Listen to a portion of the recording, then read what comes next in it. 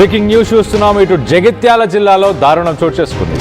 చెల్లి వరుసైన ఒక యువతి పైన అఘాయిత్యానికి పాల్పడ్డాడు. ప్రేమ పేరుతో వేధిస్తూ ఇటు చెల్లి పైన అఘాయిత్యం చేశాడు మనోజ్. ఎవరికైనా చెబితే తన తమ్ముణ్ణి ఇద్దరిని చంపేస్తానని బెదిరించాడు. పరిస్థితిని ఎవరికి చెప్పుకోలేక ఆ యువతి మరణానికి పాల్పడింది. ఇటు మనోజ్ని ఎట్టి పరిస్థితుల్లోనూ వదలొద్దని ఆ యువతి ఒక లేఖని రాసిపెట్టి ఆ అఘాయిత్యానికి పాల్పడింది. ఇటు నిందితుడిని కఠినంగా శిక్షించాలని ఇటు తల్లిదండ్రులు డిమాండ్ చేస్తున్నారు. ఇటు చెల్లి వరుస అయ్యే ఆ అమ్మాయిని 20 ఏళ్ళు చదువుతుంది, 20 ఏళ్ళ ఆ అమ్మాయిని ఇటు అన్న వరసలో ఉన్న మనోజే మొత్తానికైతే ఇటు ప్రేమ పేరుతో వేధిస్తూ వచ్చాడు. తర్వాత తనని ఒక అఘాయిత్యానికి పాల్పడేలా చేశాడు. ఆ అఘాయిత్యానికి సంబంధించి దాని తర్వాత ఆ వివరాలు ఎవరికైనా చెప్పినా తన తమ్ముడిని ఇద్దరిని చంపేస్తానంటూ బెదిరింపులకు దిగాడు. ఏమీ తోచక ఆ అమ్మాయి మొత్తానికైతే ఇటు మరణానికి పాల్పడినట్టు తెలుస్తుంది. దీనికి సంబంధించి మరింత అప్డేట్ తీసుకునే ప్రయత్నం చేద్దాం. ఇటు మా ప్రతినిధి చంద్రశేఖర్ ఉన్నారు. చంద్రశేఖర్తో మాట్లాడి మరి కాసేపట్లో ఇటు చంద్రశేఖర్తో మాట్లాడే ప్రయత్నం చేద్దాం. మొదటగా ఇటు తన తల్లిదండ్రులు ఏమంటున్నారో ఒక్కసారి ఆ తల్లిదండ్రుల మాటల్లోనే ఒకసారి వినే ప్రయత్నం చేద్దాం. వెంబడి పడ్డాట పిల్లగాడు వెంబడి ఉంటే చెప్తే నేనంటే ఇక్కడ లేను చదువుైనా బాగా టార్చర్ పెట్టి ప్రేమించి సర్ది చేసి ఆ రూమ్కి తీసుకుపోయి అద్దనం ఖరాబ్ చేసిందట.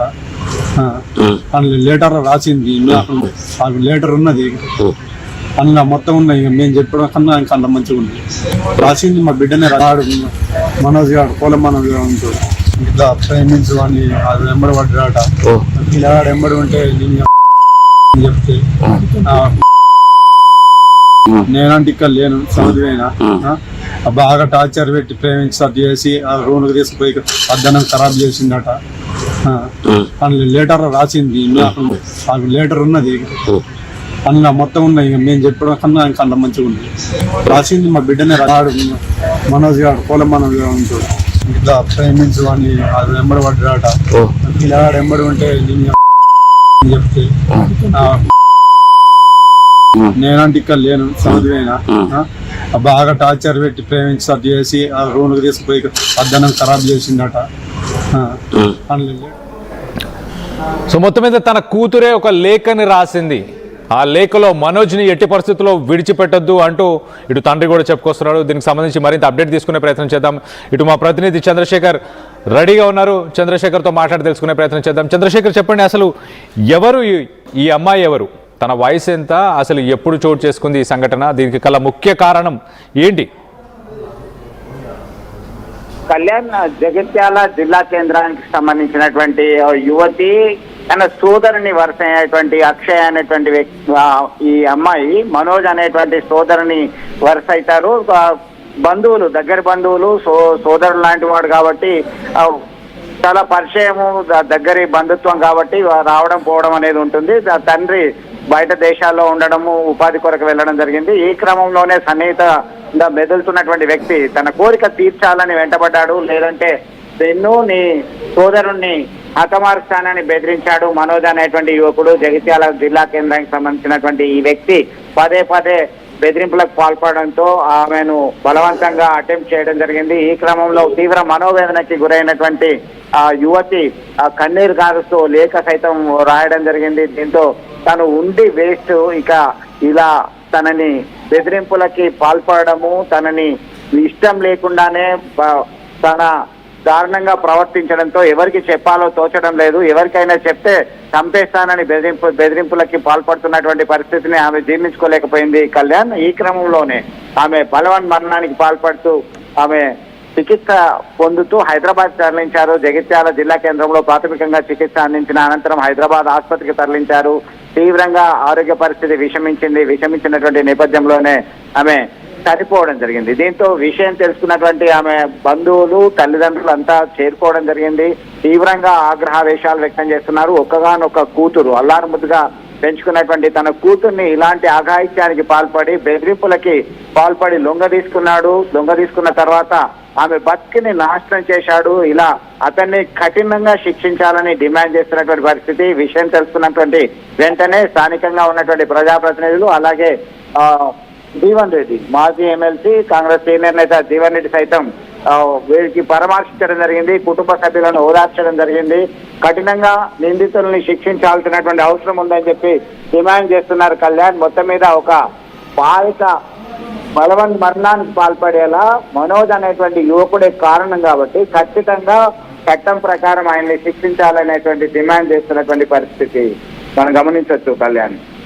Right Chandrashekar, thanks for the latest update. So మొత్తం మీద ఇటు జగిత్యాలలో ఒక దారుణం చోటు చేసుకుంది. ఒక అన్న వరుస అవుతున్న వ్యక్తి మనోజ్ తన చెల్లెల్ని అఘాయిత్యానికి పాల్పడ్డాడు. మొత్తానికైతే ఎవరికి చెప్పుకోవాలో అర్థం కాక ఆ అమ్మాయి ఇలాంటి ఒక డెసిషన్ తీసుకుంది. దానివల్ల ప్రస్తుతానికి మనోజ్కి ఎలాంటి కఠిన శిక్షను విధించాలంటూ ఒక లెటర్ని కూడా రాసిపెట్టింది. సో దీనికి సంబంధించి ఒకసారి ఇటు మాజీ మంత్రి జీవన్ రెడ్డి కూడా ఇటు తన తండ్రిని ఆ అమ్మాయి తండ్రిని కూడా సంప్రదించాడు.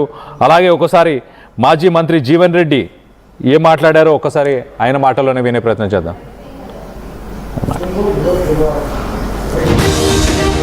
ఓకే, ఒకసారి మనం చూస్తే కనుక ఇటు జగిత్యాలలో చోటు చేసుకుంది ఈ ఇన్సిడెంట్. ఆ ఫొటోస్ యూట్యూబ్ గైడ్లైన్స్ కారణాల వల్ల దాన్ని కొంత బ్లర్ చేసి పెట్టాము. ఆ ఫోటోలో కనిపిస్తున్న ఆ అమ్మాయే మొత్తానికైతే ఈ ఘటనలో మనోజ్ ఇటు రైట్ సైడ్ బాక్స్లో మనం చూస్తున్నాం. ఇటు మనోజ్కి సంబంధించిన ఫొటోస్ని మనం చూస్తున్నాం. మనోజే ఇటు ఆ అమ్మాయిని వేధించినట్టు తెలుస్తుంది. ఇటు తల్లిదండ్రులు కొంత దూరంగా ఉండడం, ఇటు తండ్రి విదేశాల్లో పనిచేస్తున్నాడన్న కారణంతో ఇటు బంధువు అయిన మనోజ్ సాధారణంగా ఇంటికి వస్తూ వెళ్తూ ఉండేవాడు. కానీ ఆ అమ్మాయిని మొత్తానికి ఇటు తన కోరికని తీర్చాలంటూ వేధించడం స్టార్ట్ చేశాడు. ఒకరోజు ఇంట్లో ఎవరు లేని సమయంలో మొత్తానికి ఆఘాత్యానికి పాల్పడినట్టు తెలుస్తుంది. ఎవరికైనా ఆ విషయాన్ని చెప్తే గనక తనని తన తమ్ముడిని ఇద్దరిని ఖచ్చితంగా చంపేస్తానంటూ ఇటు బెదిరించాడు. మొత్తానికైతే మానసిక వేదన, మానసికంగా కొంత కృంగిపోయిన ఆ అమ్మాయి ఒక తీవ్రమైన ఇలాంటి ఒక డెసిషన్కి తీసుకోవడం జరిగింది. మొత్తానికైతే తను చనిపోవాలనుకుంది. తను చనిపోతూ ఇటు మనోజ్ చేసిన అఘాయిత్యానికి సంబంధించి అలాగే మనోజ్ పైన కఠిన చర్యలు తీసుకోవాలంటూ ఒక లెటర్ని రాసుకొచ్చే ప్రయత్నం చేసింది. దాన్ని ఇటు పోలీసులు అలాగే బంధువులు మొత్తానికైతే పోలీసులు ఆ లెటర్ని చదివి మొత్తానికైతే తనపైన కేసు నమోదు చేసి తనకి కఠిన చర్యలు తీసుకోవాలంటూ చెప్పుకొచ్చే ప్రయత్నం చేశారు. దీనికి సంబంధించి మీ అభిప్రాయాలు ఏంటి?